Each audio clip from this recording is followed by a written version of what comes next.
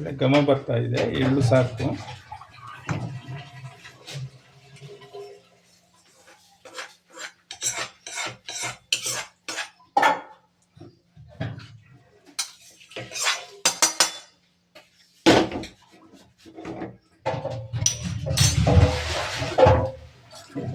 ಈಗ ಬೇರೆ ಮಸಾಲೆ ಐಟಮ್ ಕೊಡ್ತಾ ಇದ್ದೇನೆ. ಅದಕ್ಕೋಸ್ಕರ ಮೊದಲು 2 ಸ್ಪೂನ್ ಎಣ್ಣೆ, ಒಂದು 6-7 ಒಣಮೆಣಸು ಹಾಕ್ತಾ ಇದ್ದೇನೆ.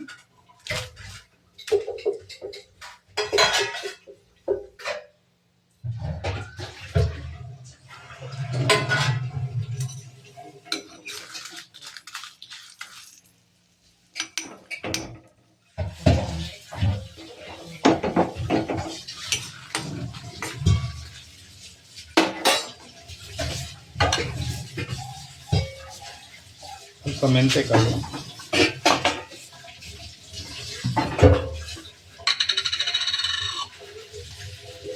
ಸಾಸಿವೆ ಸ್ವಲ್ಪ,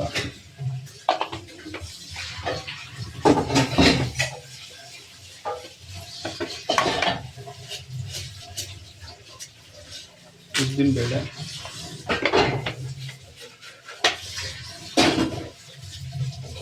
ಹಿಂಗೆ ಹಾಕೋದಿಲ್ಲ, ಬೆಳ್ಳುಳ್ಳಿ, ಹಿಂಗೆ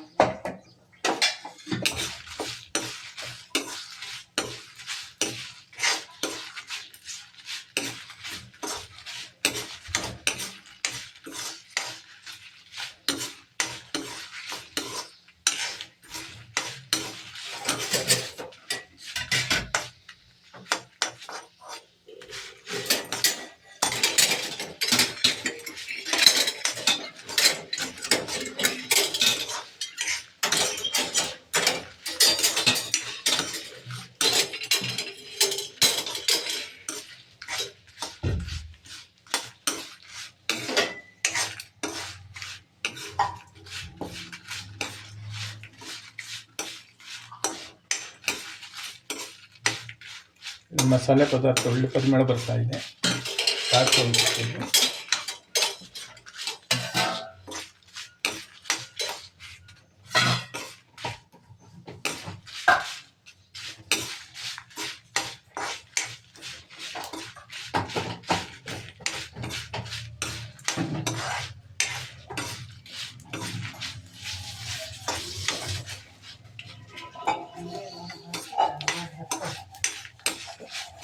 ಇದು ಸ್ಟವ್ ಆಫ್ ಮಾಡಿದೆ.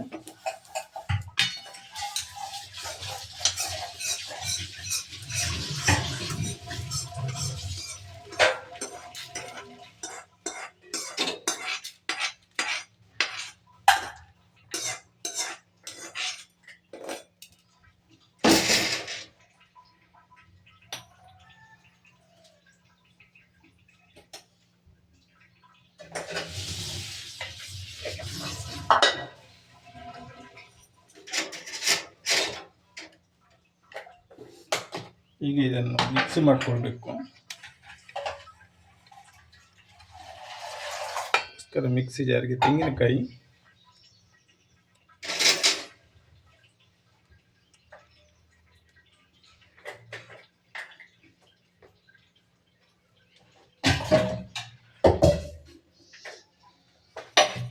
ಹುರಿದಂಥ ಮಸಾಲೆ ಪದಾರ್ಥವನ್ನು ಹಾಕ್ತಾ ಇದ್ದೇನೆ.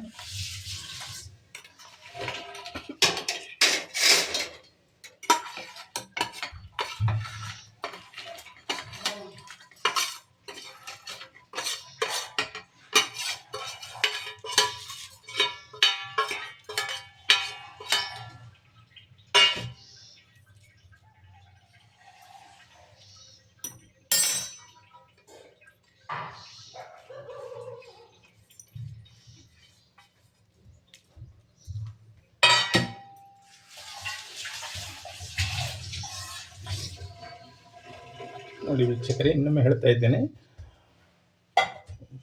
ಎಳ್ಳು, ಒಣಮೆಣಸು, ಮೆಂತೆಕಾಳು, ಉದ್ದಿನಬೇಳೆ ಇಷ್ಟೇ ಹಾಕಿದ್ದೇನೆ ಮಸಾಲೆ ಐಟಮ್.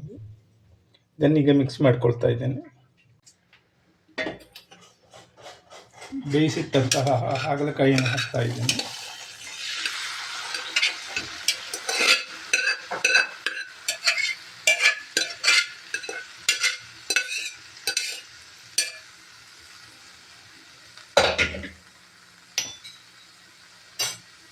ರುಬ್ಬಿದ ಮಸಾಲೆ ಸೇರಿಸ್ತಾ ಇದ್ದೀನಿ.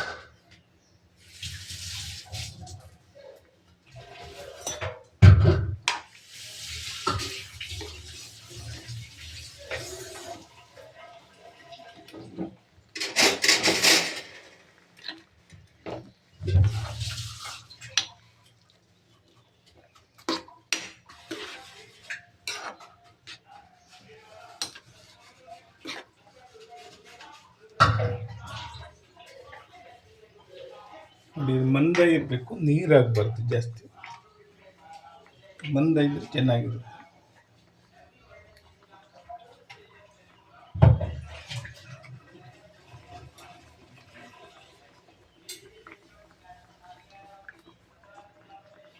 ನೋಡಿ, ಹುಣಸೆ ಹಣ್ಣಿನ ರಸ,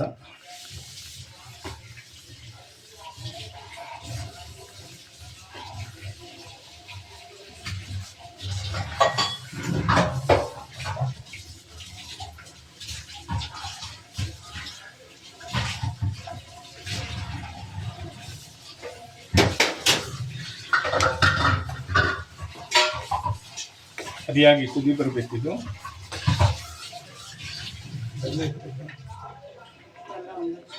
ಸಾಕು.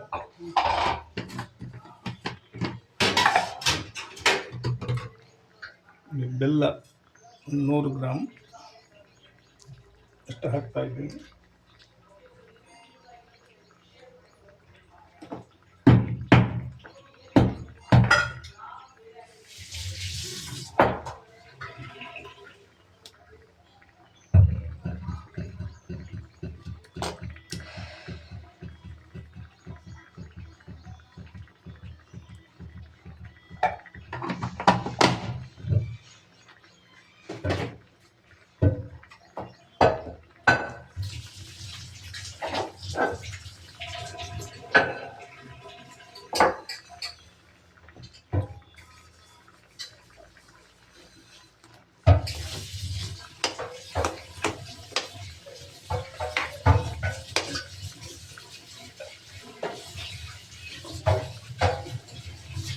ಕೊನೆಯದಾಗಿ ರುಚಿಗೆ ತಕ್ಕಷ್ಟು ಉಪ್ಪು.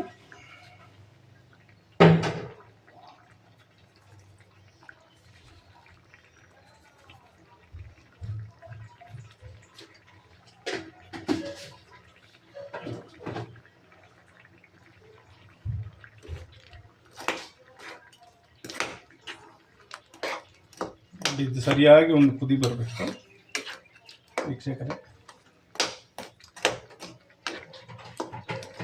ಈ ಹದ ಇರಬೇಕು ನೋಡಿ.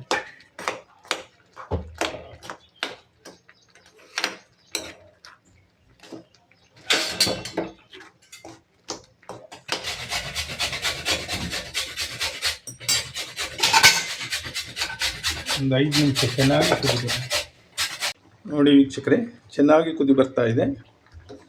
ಇಲ್ಲಿಗೆ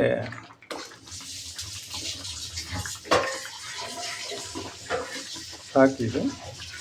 ಬೆಲ್ಲವು ಆಲ್ರೆಡಿ ಎಲ್ಲ ಕರಗಿದೆ, ಒಳ್ಳೆ ಘಮ ಬರ್ತಾ ಇದೆ ನೋಡಿ.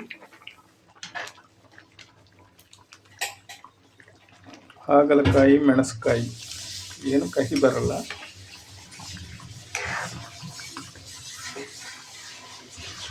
ವೀಕ್ಷಕರೇ, ನಿಮಗೆ ನಾವು ಮಾಡಿದ ಹಾಗಲಕಾಯಿ ಮೆಣಸಿನಕಾಯಿ ಇಷ್ಟ ಆಗಿದ್ದರೆ ಲೈಕ್ ಮಾಡಿ, ಸಬ್ಸ್ಕ್ರೈಬ್ ಮಾಡಿ, ನನ್ನ ಚಾನಲನ್ನು ಪ್ರೋತ್ಸಾಹಿಸಿ. ಧನ್ಯವಾದಗಳು.